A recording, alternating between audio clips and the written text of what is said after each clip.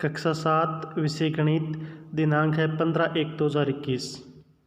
आज का होमवर्क अध्याय 4 से संबंधित है, जिसका नाम है सरल समीकरण।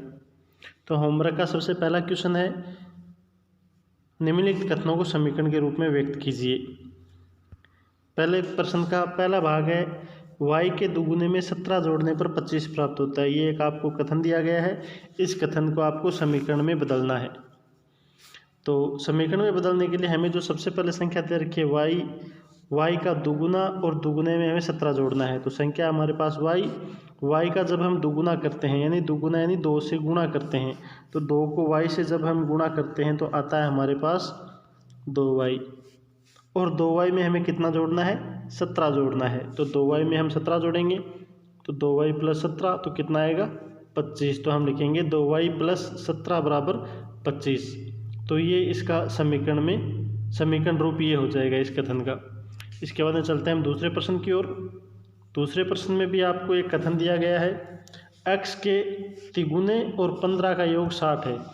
यानी x का तिगुना, x संख्या है, संख्या का तिगुना करेंगे हम तो 3 से गुणा करेंगे। यहाँ पर 3 से गुणा करने पर कितना आएगा, 3x।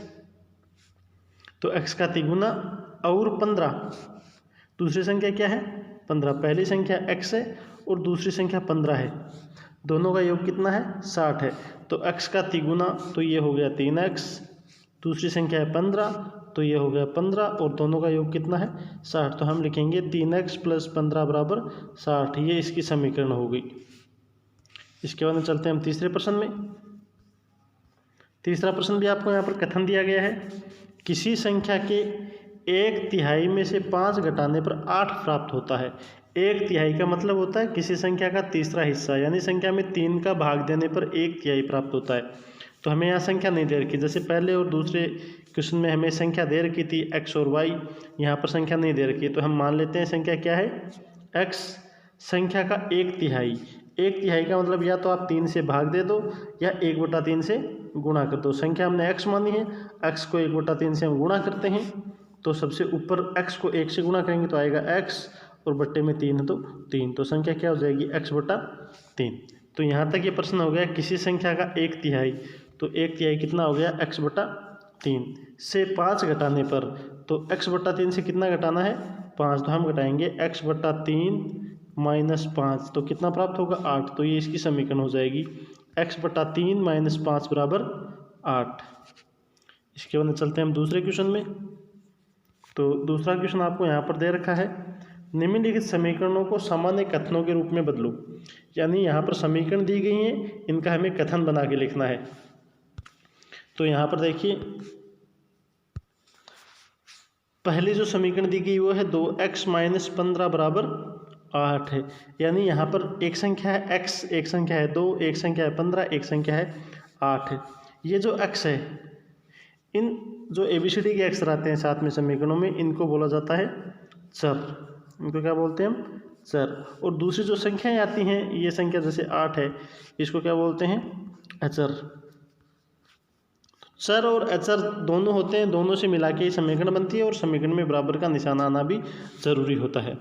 तो हम इस प्रश्न को देख लेते हैं कि हमें इसको कथन में बदलना है। 2x - 15 बराबर 8 है, तो यहाँ पर x है, x को 2 से गुणा किया गया, यानी x का हमें दुगुना करना है, और फिर घटाना कितना है, 15। तो हम क्या लिखेंगे, x के दुगुने में से 15 घटाने पर 8 प्राप्त होता है। ये इसका कथन हो जाएगा।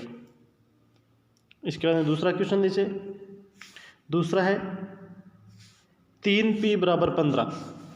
3p बराबर 15, तो इसको कथन के रूप में कैसे लिखेंगे हम, यानी p को 3 से गुणा किया गया है, यानी p का तिगुना है, तो हम ये भी लिख सकते हैं p का तिगुना 15 है।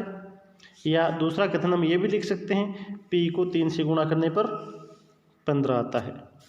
इसके बाद में अगला क्वेश्चन है, n/4 - 2 बराबर 5। यानी n में 4 का भाग दिया गया है, उसके बाद में हमें 2 घटाना है, और घटाने पर कितना आएगा, 15। यह हम ऐसे भी बोल सकते हैं, ये बट्टा 4 का मतलब क्या होता है, चौथाई। तो n के 1/4 में से 2 घटाने पर 5 प्राप्त होता है। यानी एन में बट्टा 4 करेंगे हम तो n का 1/4 हो गया। इसमें से हमें घटाना कितना है, 2 घटाना है, तो 2 घटाने पर 5 प्राप्त होता है। तो ये इसका कथन हो जाएगा, n के 1/4 में से 2 घटाने पर 5 प्राप्त होता है। इसके बाद में चलते हैं हम अगले क्वेश्चन में। अगला क्वेश्चन है यहाँ पर प्रश्न संख्या 3, प्रयत्न और भूल विधि से निम्न समीकरण को हल करो। यानी आपको समीकरण दे रखी है 4x - 3 = 13। इस समीकरण को हल करना है। हल करने का मतलब होता है यहाँ पर जो अभी बताया था आपको पिछले वाले क्वेश्चन में x दे रखा है, ये क्या है, चर। ये कौन सी राशि है, चर राशि है। तो इस चर राशि का हमें मान निकालना है कि x की जगह क्या आना चाहिए ताकि ये हमारी समीकरण संतुष्ट हो जाए। तो इसके लिए हम जो विधि है वो प्रयत्न और भूल विधि है। यानी सबसे पहले हम x की जगह 1 रखते हैं, 1 रखने पर समीकरण संतुष्ट होती है तो 1 हो जाएगा। फिर x की जगह 2 रखेंगे, 3 रखेंगे, 4 रखेंगे। जब तक हमारा आंसर नहीं आ जाता तब तक हम लिखते जाएंगे। तो सबसे पहले हम x = 1 रखते हैं, तो यहाँ पर x की जगह 1 रखेंगे, 4 को 1 से गुणा करेंगे, फिर 3 घटाएंगे।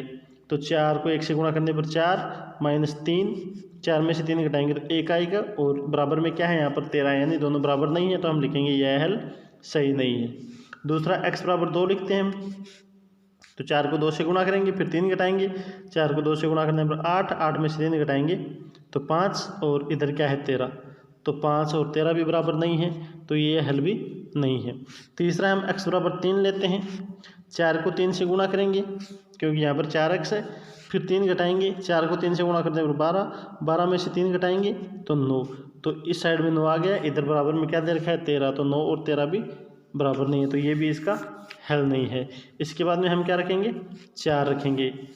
x बराबर कितना रखेंगे, 4, तो 4 को 4 से गुणा करेंगे, फिर -3, 4 को 4 से गुणा करने पर आएगा 16, 16 में से 3 घटाएंगे, तो 16 में से 3 घटाने पर कितना आएगा, 13, तो इधर भी 13 है और दूसरी साइड में भी हमें कितना दे रखा है, 13 दे रखा है। यानी यह समीकरण का हल है, दोनों साइड बराबर आ गई। इसका मतलब हमारा यह x का मान 4 इसका राइट आंसर हो जाएगा। तो ये थे साथियों आपके 500 प्रश्न। इस तरीके से आपको ये सारे प्रश्न करने हैं।